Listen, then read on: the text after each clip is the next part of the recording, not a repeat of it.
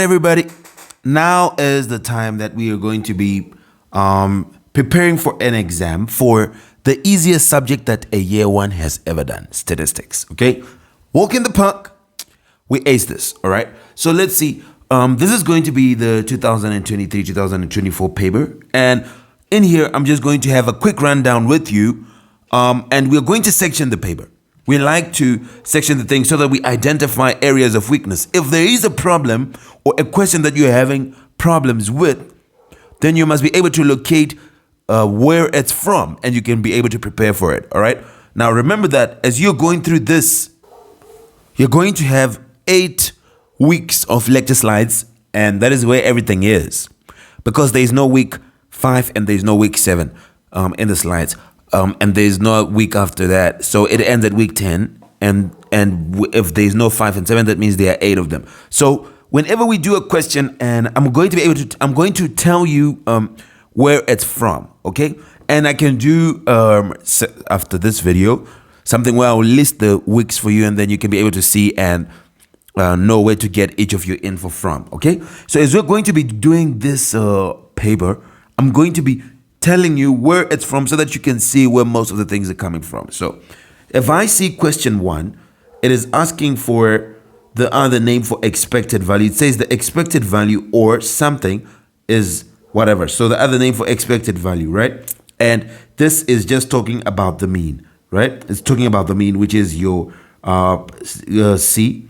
And it says which of the following is the most appropriate sequence for the appropriate sequence given the negatively skewed data diagram. Okay, so what I want you to see is that if you look at question 1, it is on mean or median or mode, which is what we call measure of central tendency. And if you want to practice measures of central tendency, then you're just going to go to your lecture slides, and you go particularly to week 4, and you're going to see that they talk about 1, box and whisker plots, and then 2, they talk about the measures of central tendency. So if you go through those things in week 4, you must be able to answer question 1, you must be able to answer question 2, and question, let's see, which of the following is measure of spread? Okay, question 1 and 2. So we can see that question 1 and 2, if I can section them, these 2 are from week 4. And this is going to be measures of central tendency. So this is also helping us to see which comes out, which topic is dominant in this paper, because we want to know. Okay, if you go to question 3, it talks about measure of spread. Okay, measure of spread is also called a measure of dispersion. It's also called a measure of spread, and that is week 6. Which of the following is true about the range? Another measure of spread. The square root of variance, another measure of spread. Which of the following standard deviation, another measure of spread. Which of the following is true about the data values? And it talks about variance and whatever. So this is another question on the measure of spread. Which of the following is true about the data values? And it talks about quartiles, okay? The interquartile range. So here we have it again, another measure of spread. Which of the following is not true about scatter points? Okay, so now this is another one, which is now a different thing. But if you see here, what are we going to put? From here up to here, we are already seeing that this is going to be week 6, and that is going to be measures of spread, which come straight after measures of central tendency. So here we have measures of spread, and that is it. Then if you see this one, which is asking about scatter plots, this is going to be week 3.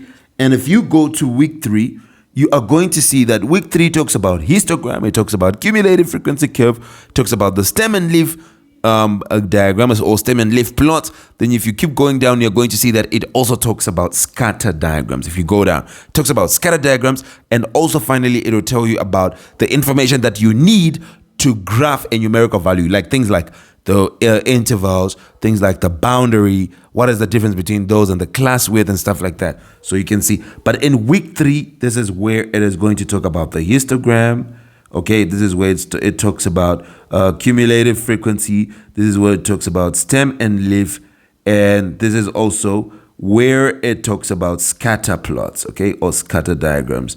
And also this is where it talks about lower class boundary, upper class boundary, etc. Okay, this is where you shall find it. So this is from week 3. Then here it says the data points in that partition a data distribution into whatever, into consecutive groups of equal size R. Then it gives you these things here: quantiles, whiskers, intervals, range. So this is again asking about some stuff from, if you just know your week 6, I guess, then you should be fine, which is your measure of dispersion. So we know week 6 is measures of spread or measures of dispersion. This is also called, and you should be able to answer this other question. So this is again week 6. Then now we can go down here, and it is now asking about median, which is again week 4. Okay, this is a measure of central tendency, mean, median, mode. Here is median again. How many subsets, whatever. So if you see these two, these are from week 4. Okay, and this is your measure of central tendency. Okay, this looks like a boring exercise, but if you have a problem with this, then you must be able to just quickly fix it. Okay, and well, week question 13 and 14, which is asking about sets. You can confirm with this where it is from, but section. But yes, this is another section which asks about subsets, but we can use our ideas from maths to be able to do this one. So not a problem. But you can see that, of course, this would be now on probability, that like the basic probability, that's where they talk about sets. They talk about sets in probability. And this is going to be week 8, where they introduce basic probability, okay, the basics of probability, where they talk about things like what does it mean to say things are mutually exclusive, things are independent and stuff like that. They also talk about sets. And then that you go down to question 15, how many ways can you arrange? Question 16, a witness, blah, blah, blah, blah, blah. Which of the, I keep going. What is the maximum number that can be made? The police may have to check. Number of things, that's like arrangements, okay? How many different 5-digit codes are possible if you are using numbers 0 to 9? There we go.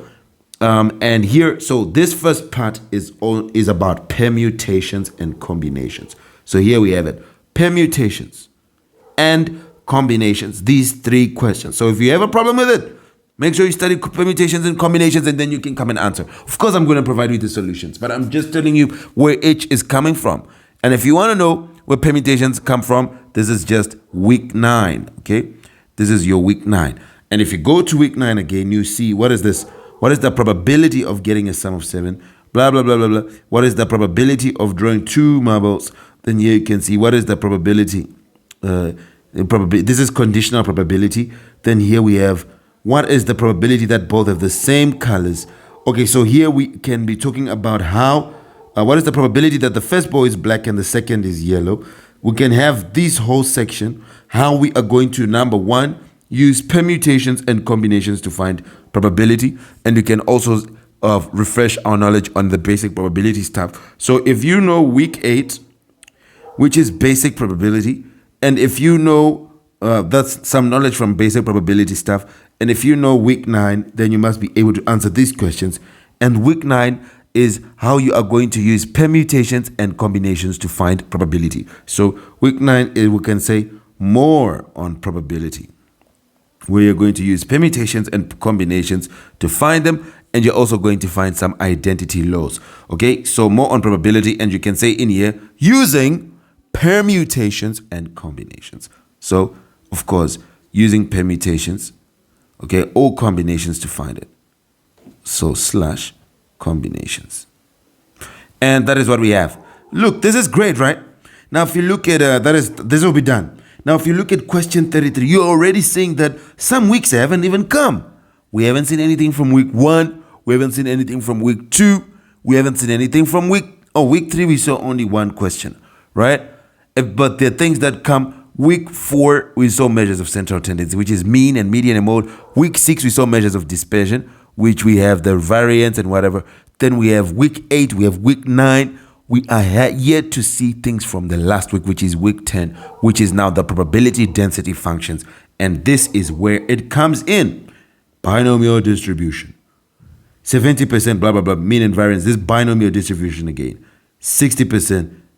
Whatever, probability, binomial distribution again.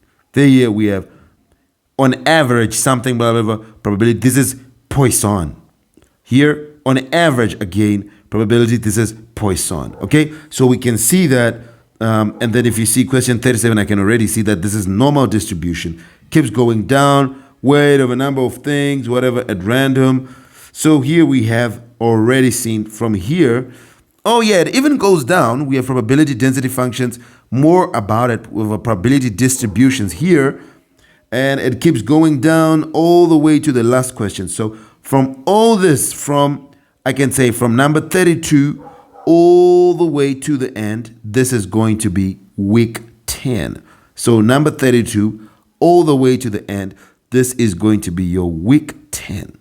And this is going to be on probability distributions. So we can say probability distributions should be the one that will help us to find whatever we need in these sections. Then we can go to true or false and the paper will be done, I guess. Oh, there's more in it. It's just some basic questions, but let's see true or false. Okay, maybe I should stop here, and you've already seen your section A, how it is. We haven't seen week 1, we haven't seen week 2, we haven't seen week 3, but we've already seen a lot from week 10, a whole lot from week 10. And yeah, quite a few from week 8 and 9, and then we saw week 6 and week 4 or also. But this is what you need, and you can practice. So we're going to start with week 10, I believe. Answer these many questions, and then if there is a challenge, if you have a problem, then you can refresh with your week 10 knowledge, and I'll be telling you more and more things as we go through it. And that is it. Then we can go to the other things, and we can move in and see how far we can go. All right? So that is it.